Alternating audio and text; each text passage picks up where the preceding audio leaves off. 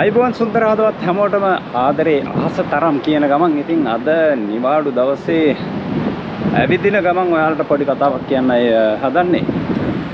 ඉතින් මම මේ ඉන්න ඕස්ට්‍රියාවේ මේ ඔයාලට පේන ලස්සන රටේ මේ සුන්දර ඕස්ට්‍රියාවේ ඔයාලා මොකද හිතන්නේ සීසනල් ජොබ් වීසා එකකට ආවොත් එහෙම ඔයාලා ඒ ඉන්න මාස 4ද 5ද කාලය ඒ ජොබ් එක සේෆ්ද ආරක්ෂිතද නැද්ද කියලා කොහොමද දැනගන්නේ? ඔයාලා හිතනවද ඔයාලා මාස 4ක 5ක සීසනල් කොන්ට්‍රැක්ට් එකකට අවිල්ලා රාජකාරිය කරද්දි ඔයාලගේ රැකියාව අනිවාර්යයෙන්ම සේෆ් කියලා?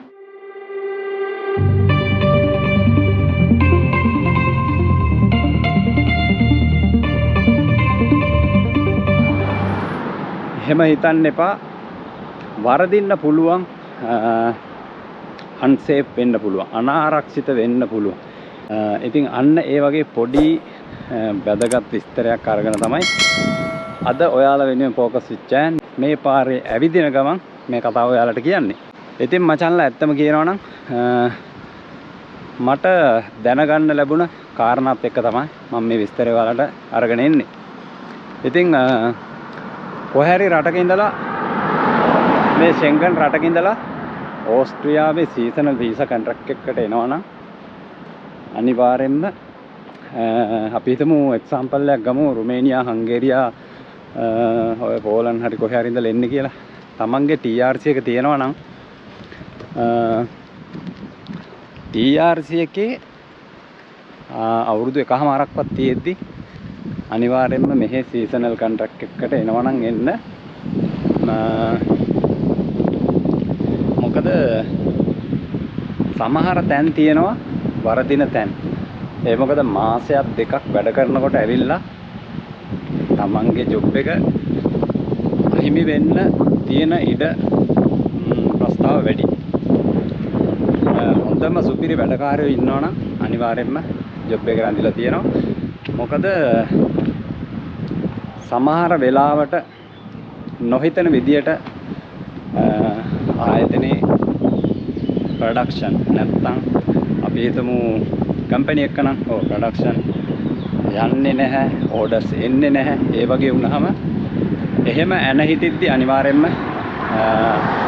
තියෙන පොඩි කතන්දර අනිවාර්යෙන්ම එතකොට ඒ සීසනල් කොන්ට්‍රැක්ට් මාස 5කට එනවා නම් මාස 1කමාරෙන් දෙකෙන් විතර තමන්ට ආපහු හැරවිලා යන්න සිද්ධ වෙන කතන්දර තියෙනවා.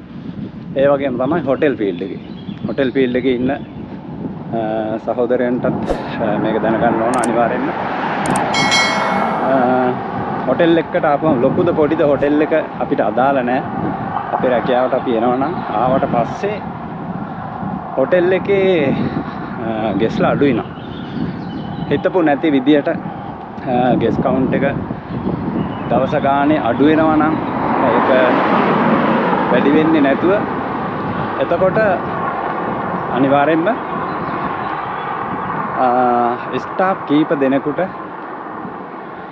වැඩ කරන සේවකයන් කීප දෙනෙකුට අනිවාර්යෙන්ම ජොබ් එක නැති වෙන්න අනිවාර්යෙන්ම ඉඩ තියෙනවා.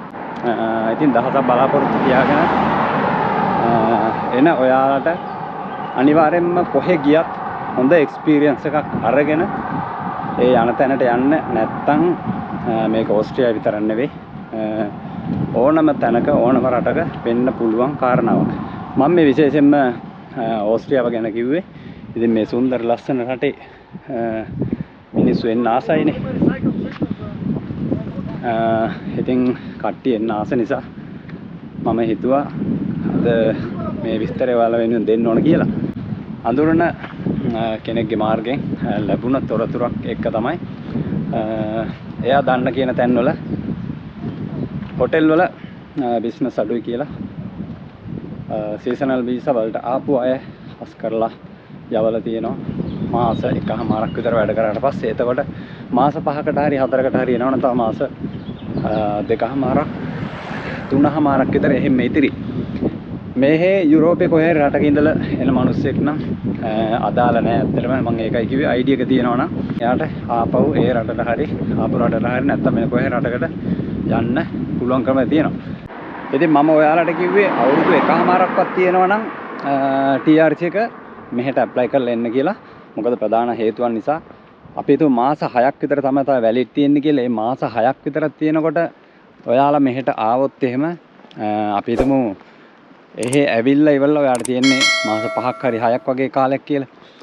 ඒ අතරතුර ඒ වැඩ කරන සීසනල් මාස 4ද 5ද ඇතුළත ඔයාලට මොකක් හරි ප්‍රශ්නයක් වෙලා මාස 2කින් විතර යන්න වුණොත් ඊට පස්සේ ඔයාලට තව ඉතිරි වෙලා තියෙන්නේ TRC එකේ මාස 3යි. ඒ මාස 3 ඇතුළත වෙන රටකට ගිහිල්ලා වැඩේ කරගන්න ජොබ් කොන්ට්‍රැක්ට් එකක් ගන්න වර්ක් පර්මිට් අරගෙන ඒ වීසා ලබා ගන්න ඇත්තටම ටිකක් අමාරුයි.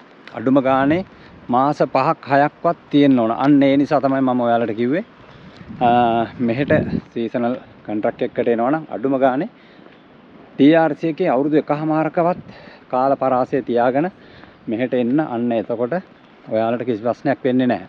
ඉතින් ලංකාවෙන් වගේ આવොත් එහෙම සිද්ධ වෙන්නේ වියදම් කරගෙන ඇවිල්ලා ආපහු තමන්ගේ රටටම යන්න.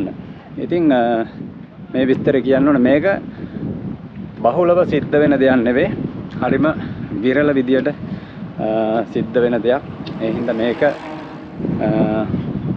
එන්න බලාපොරොත්තුෙන් ඉන්න ඔයාලට අනිවාර්යෙන් මේ වෙනවා කියලා මම කියන්නේ නැහැ. එහෙම වෙන්නේ නැහැ. එහෙම වෙන්න එපා කියලා තමයි එකම ප්‍රාර්ථනාව. ඉතින් ඒකයි මම කිව්වේ මොන දෙයකට වුණත් හොඳට එක්ස්පීරියන්ස් අරගෙන එනවා නම් ඒ කෙනාට වරදින්නේ නැහැ. දීර්ඝ කාලයක් වැඩ කරගෙන ඉන්න පුළුවන් ඊට ප්‍රස්තාව අනිවාර්යෙන්ම තියෙනවා. ඉතින් එහෙමනම් යාළුවනේ ඔන්න පොඩි විස්තරයක් අරගෙන ආවා. මම හිතනවා මේකත් වැදගත් වෙයි කියලා. මේ වගේ විස්තර ඇත්තටම ගන්න අමාරුයි. අපි සමාජයේ ගැටුනොත් අපිට ඒ ඉන්ෆෝමේෂන් අනිවාර්යෙන්ම එනවා. මුළු ලෝකේ මේ ලෝකේ කොහේ අපි හිටියත් සමාජයේ ගැටලා ඉන්නවනම් ওই ඉන්ෆෝමේෂන් එනවා. අපි එක තැනක ගුලි වෙලා පල්ලුනොත් එහෙම අපිට ඒව විස්තර කිසිම දෙයක් ලබා ගන්න අමාරුයි. ඉතින් මට මොන ක්‍රමයෙන් හරි මේ විස්තර හම්බ වෙච්ච නිසා මම ඔයාලට විස්තර ටික අරගෙන ආවා. එහෙමනම් ෆෝකස් විත් ජෑන් අදට ඔයාලගෙන් සමුගන්නයි සූදානම. මේ සුන්දර ලස්සන ඕස්ට්‍රියාවේ ඉඳලා හින්ටග්ලෙම් ප්‍රාන්තයේ ඉඳලා අදට ඔයාලගෙන් සමුගන්න හැමෝටම ජයෙන් ජය වෙන්න කියලායි මගේ එකම ප්‍රාර්ථනාව. එහෙනම් ගිහිල්ලා එන්න.